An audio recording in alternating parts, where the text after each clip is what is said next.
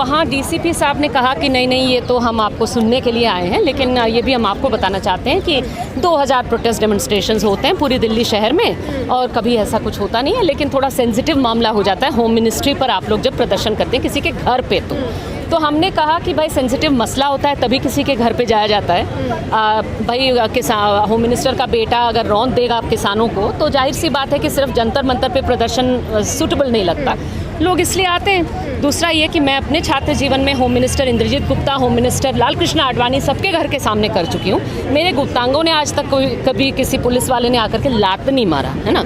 तो ये कोई नई बात है, कोई नया पिछले साल से हम सुनते आ रहे हैं, जामिया के बच्चों को भी सुना और अब हम यहाँ के स्टूडेंट्स को भी सुन रहे हैं। तो इस पर आप एक इंक्वायरी करिए कि कौन इनको ऐसी ट्रेनिंग दे रहा है ना, क्योंकि इसकी बात मैं नहीं मानती बिना ट्रेनिंग के ऐसी कोई महिलाएं ऐसा करती हैं। मैं तो इसको वेल ट्रेंड फोर्स ही मानती हूँ दिल्ली पुलिस को। तो उन्होंने खैर ये बात तो मानी नहीं ट्रेनिंग वाली, लेकिन उन्होंने कहा कि हम इसमें इंक्वायरी विजिलेंस डिपार्टमेंट को देंगे, विजिलेंस डिपार्टमेंट इसमें इंक्वायरी करेगी। हम लोगों ने कहा कि हाँ, लेकिन इंक्वायरी को अगर सचमुच इंडिपेंडेंट होना है तो सबसे पहले आपके एसीपी को पद से हटाना चाहिए, तब जा करके आप उनके खिलाफ कोई इंक्वायरी कर सकते हैं। यही तो एक जिस तरीके के सिनेरियो के खिलाफ आप होम मिनिस्टर के घर के बाहर प्रोटेस्ट कर रहे थे, वही सिनेरियो आज यहाँ बन गया है कि पद पे रहते हुए उनके खिलाफ इंक्वायरी होगी।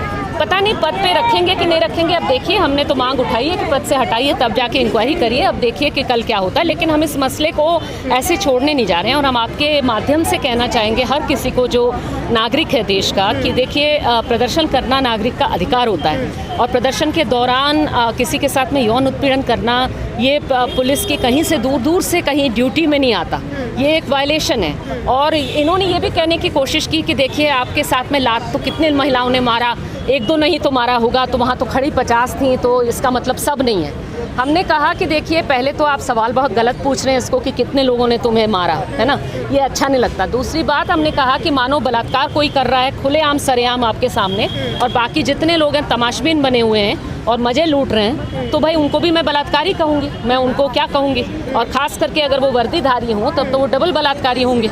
इसलिए उसके बाद तो उनकी बोलती बंद हुई, उन्होंने चुप हुए उस मामले में। कविता, अलग से लड़कियों को ले जाकर उन्हें बाकी जितने भी वहाँ प्रदर्शनकारी थे उनके साथ उन्हें डिटेन ना करके उन्हें अलग से खाली बस में ले जाके और उन्हें कहा जाता है, उनके पहले तो प्राइवेट पार्ट्स को मारा जाता है उस पर और उसके बाद कहा जाता है कि तुम्हें तुम्हारी औकात याद दिलाते हैं, बताते हैं। इसे कैसे देखती हैं आप? देखिए, ये औकात वाली बात, ये भाषा कहाँ की है? आप लोग तो बहुत अच्छे तरह से इसे पहचानते हैं, हम लोग पहचानते हैं। ये मनुवाद की भाषा है जो सबको अपनी औकात बताने में बड़ी ऑब्सेस्ड रहती है। वो पूरा ना मनुस्मृति तो पूरा सबकी औकात कितनी है कितना है सब मापने वाला वो डॉक्यूमेंट है ही है, तो उसको तो हम कचरे के डब्बे में डालते हैं, जला डालते हैं। तो हम किसी से जो है ये औकात सुनने वाली बात तो हम नहीं लेने वाले। और हम जानते हैं कि औकात दिखाने का मतलब है कि एक तरह के ब्राह्मणवादी पितृसत्ता का जो पूरा जोर है, पूरा जो उसकी नृशंसता है, वो आदिवासी महिलाओं, दलित महिलाओं, कश्मीरी महिलाओं, नॉर्थ ईस्ट की महिलाओं के खिलाफ तो ये होता ही होता रहा है। लेकिन अब ये दिल्ली शहर में होम मिनिस्टर के घर के ठीक सामने अगर पूरे ब्रॉड डेलाइट में होने लगे तो भाई तो क्या मानना पड़ेगा इसको? इसका मानना पड़ेगा कि भाई शर्म, माने बेशर्मी के हाइट्स आप पार कर चुके हैं। आपको लग रहा है कि आप खुलेआम इसको कर सकते हैं, मैंने इसमें आपको छुपाने की भी ज़रूरत नहीं महसूस हो रही। तो हम तो उन सारे मसलों में, जब ये आदिवासी कश्मीरी महिलाओं के साथ सब जगह जहाँ हुआ है वहाँ हम सब जगह पहुँचे हैं, सब जगह न्याय मांगे हैं और यहाँ दिल्ली में हम नहीं बर्दाश्त करने वाले। दिल्ली की पुलिस के तो उदाहरण दिए जाते हैं कि बहुत स्ट्रिक्ट पुलिस है, कानून की बात करती है। अब देखिए भाई, अगर ये कानून की बात कर रहे हैं, अगर ये कानून था तो मानना पड़ेगा कि इसका मतलब है कि कानून का पालन ये कर रहे थे और कानून बदल डाला है अमित शाह ने। क्योंकि मैं मानती हूँ ये डिसिप्लिन पुलिस फोर्स है, मैं इसको इनडिसिप्लिन की घटना नहीं मान रही हूँ, मैं मान रही हूँ डिसिप्लिन। मैंने यहाँ अंदर भी कहा कि मैं इसे सेंसिटाइजेशन की कमी नहीं मानती, मैं मानती हूँ ये डिसिप्लिन मामला है।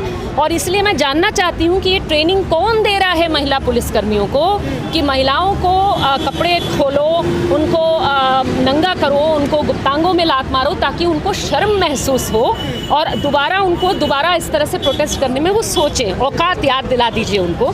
ये कौन उनको सिखा रहा है? क्योंकि पहली बार नहीं कर रही, रिपीट घटना है। CNRC के समय से इस मामले सामने आया है। बिल्कुल। ये क्या तरीका क्या है? और नवदीप कौर के साथ भी ये हुआ, ये सारी चीज़ें। तो ये मैं मानती हूँ कि ये पुलिस का एक नया SOP है मोदी राज में। और दिल्ली पुलिस देख लीजिए, देखिए ये कोई इंडिपेंडेंट फोर्स है नहीं, ये अमित शाह की पुलिस है, सीधा अमित शाह, और अमित शाह के घर के सामने हो रहा है। भाई होम मिनिस्टर की बोलती खुल रही है इस पे। मैं तो नहीं चाहती, मैं तो उनके साथ में मैंने मुंह लड़ाना ही नहीं चाहती, लेकिन मैं जानना चाहती हूँ कि वो उनका मुंह क्यों नहीं खुल रहा है इस पे। उनके घर के सामने जो है 2 लड़कियों के साथ गुप्तांगों में लात मारा जा रहा है, उन्हीं की पुलिस मार रही है। How come he is silent? और खास तौर पे महिला स्टूडेंट्स ने उस टाइम ये कंप्लेन किया था कि हमारे कपड़ों को उठाया गया है और फिर हमारे प्राइवेट पार्ट्स पे असॉल्ट किया गया है।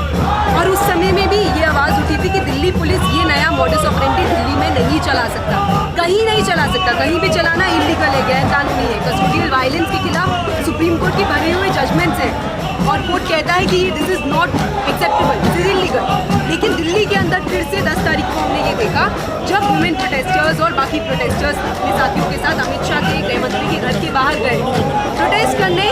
दिल्ली में अक्सर स्टूडेंट्स प्रोटेस्ट करते हैं, हमारा कल्चर है, और कहीं पे एट्रॉसिटी होगा हम बोलेंगे।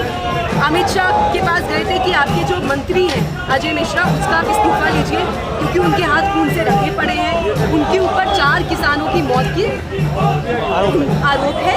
आरोप क्या है वो तो वीडियो भी सामने आ चुका है, उन्होंने उनके बेटे ने किया है, वो उसमें इन्वॉल्व है। आप उसको कैबिनेट में लेजिटिमेसी दे रहे हैं, इसका मतलब आप एक्चुअल में आरोपी के साथ खड़े हैं। यही मांग था, उसमें स्टूडेंट्स गए। उसमें हमने ये देखा कि विमेन प्रोटेस्टर्स को खास तौर पे अलग किया गया, पहले आइसोलेट किया, अलग अलग बसों में भरा, उसके बाद बस के अंदर उनके कपड़े उठाकर उनके प्राइवेट पार्ट्स पे अटैक किया गया। और हमारी जो साथी है उन्होंने बताया कि उनकी यूट्रस के अंदर उन्होंने देखा कि काफ़ी सारे उस पर मार्क्स थे। हमें नहीं पता कैसे आए, उनको भी नहीं पता, लेकिन ज़रूर पुलिस ने कुछ किया, पुलिस ने उसके ऊपर पैर रखा या पुलिस ने उस पर पीटा। क्या ये एक्सेप्टेबल है? एक्सेप्टेबल नहीं है, यही कहते हुए हम लोग यहाँ पर आए हैं। पुलिस का वायलेंस प्रोटेस्टर्स के ऊपर, खास तौर पे महिला के ऊपर टेंडेंसी होता है उनको ह्यूमिलिएट करने का, उनको आइसोलेट करके ये दिखाने का कि this is what we can do on you. और वो उस समय में भी पुलिस ने इनको बोला था अब हम तुम्हें दिखाते हैं हम क्या कर सकते हैं, तो ये उन्होंने किया। और अगर उनको लगता है कि ये मेथड से वो टेरराइज कर देंगे विमेन प्रोटेस्टर्स को, तो वो गलत सोच रहे हैं। आज हम यहाँ पर सॉलिडारिटी में प्रोटेस्टर्स के, विमेन प्रोटेस्टर्स हमारे 2 साथियों की, इसीलिए सारे महिला संगठन आए हैं ताकि हम ये कह सकें कि हम डरेंगे नहीं।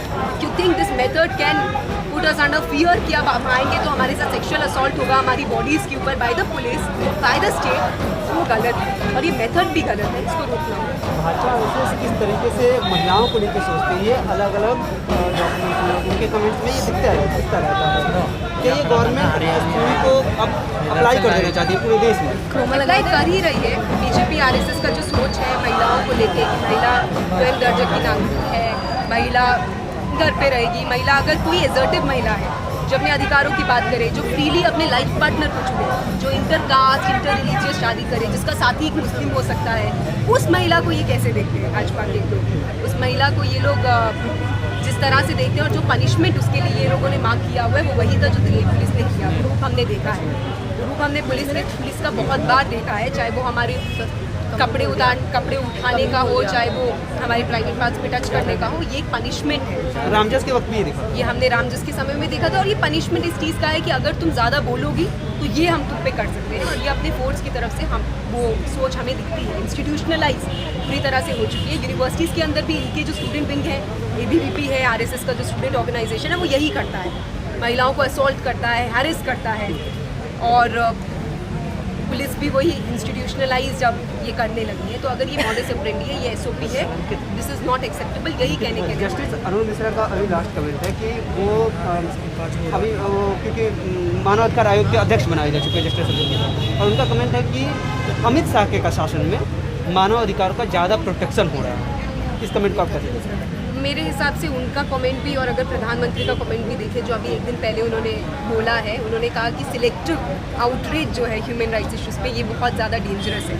और मैं मानती हूँ बिल्कुल डेंजरस है, क्योंकि सिलेक्टिव आउटरीच आप ही करते हैं, आप ही के लोग हैं जो एक इशू पे आउटरीच हो जाएंगे, लेकिन जब वहाँ पर ह्यूमन राइट्स वायलेशन हो रहा है, जो किसानों का क्या ह्यूमन राइट्स नहीं है, स्टूडेंट्स का ह्यूमन राइट्स नहीं है, क्या ये 2 लड़कियों के साथ जो हुआ, जो पुलिस ने किया, उनका ह्यूमन राइट्स नहीं है, उस पर आप कभी बात नहीं करेंगे, क्योंकि वो पूरा एट्रॉसिटी आप ही के द्वारा किया जा रहा है। तो ये ह्यूमन राइट्स का इस देश के अंदर गला घोटा है, वो हमारी सरकार ने ही घोटा है, क्योंकि सबसे ज़्यादा ह्यूमन राइट्स वायलेशन सरकार ही करती है, जिसके खिलाफ हम या तो कोर्ट में भी जाते हैं पिटिशन करने, या हम सड़कों पर प्रोटेस्ट करते हैं। तो अगर इनको अभी भी थोड़ा सा भी, अगर मैं कह सकते हैं कि एक वो दूँ कि हाँ कंसेशन, कि हाँ ये लोग सच में प्रिटेंस के लिए भी ये चाहते हैं कि ह्यूमन राइट्स देश में बना रहे, तो इनको अभी कार्रवाई करनी चाहिए।